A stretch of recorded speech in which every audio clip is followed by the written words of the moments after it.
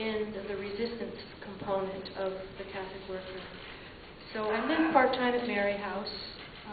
I cook the soup, I help serve on the soup line, I answer the door, I answer the phone, and it's wonderful. It's a wonderful experience. When you start to look at the other as simply your brother or your sister, and in fact, I very frequently think in terms of my own family when I come in contact with people. Even seeing someone on the street, I think to myself, that could have easily been my brother who died at a young age of a very tragic death. And if we can always keep that connection to the other as a person and not demonize and not judge, we're enriched. And Dorothy carried that with her every day of her life in terms of seeing the other person as a person and seeing the other person as Christ and bringing love to that other person, even if they're filthy and drunk and screaming and not at all grateful for the cup of soup, that you still find somewhere in your heart a way of loving that person.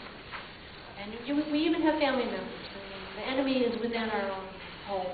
The enemy is within our own heart in terms of being uncomfortable and judging others when they are fallen. I had a trip to Afghanistan in March with a peace delegation. I've done a considerable amount of traveling in the Middle East.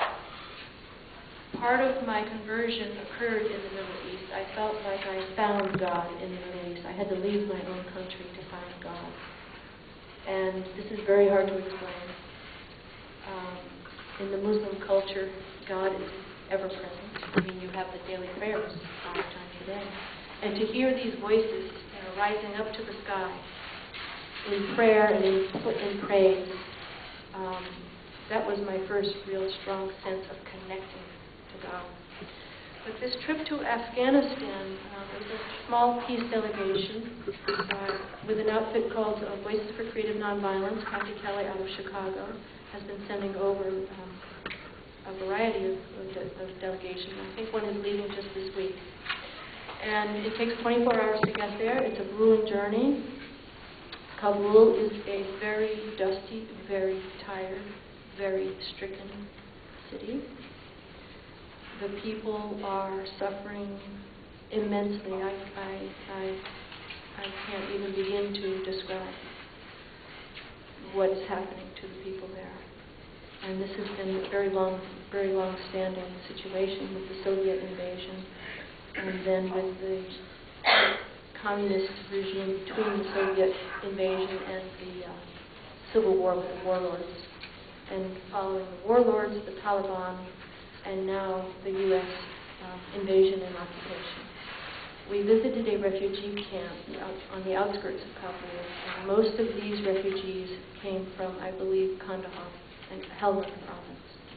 And many children running about the camp, just the most rudimentary, horrific conditions. They built low walls out of mud and trash for shelter, and then have roofs of tarps, plastic tarps. And I think this refugee camp is at least 4 or 5 years old. And this is a direct result of American bombing. People losing their homes, losing their villages.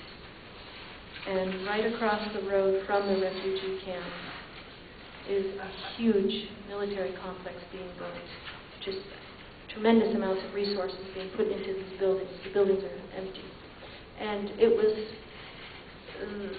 the most shocking moment of my visit.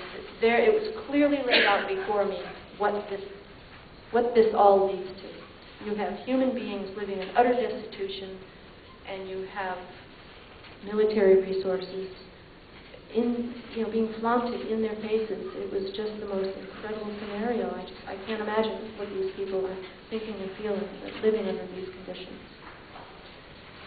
So I just had to share my Afghan trip and experience with you. And it's ongoing. It's constantly ongoing to try and get the word out about we are at war. We are at perpetual war.